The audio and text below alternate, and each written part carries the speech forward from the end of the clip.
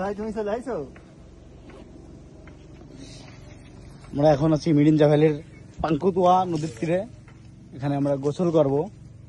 পানিটা খুবই পরিষ্কার, আপনারা চাইলে আসতে পারেন, তবে অবশ্যই ট্রলার ইউজ করবেন, নাহলে আমাদের মতো বাটে পড়ে যাবে। যে আমাদের গাইড ভাই আমাদেরকে গাইড করে এই ভিতর থেকে আনছে।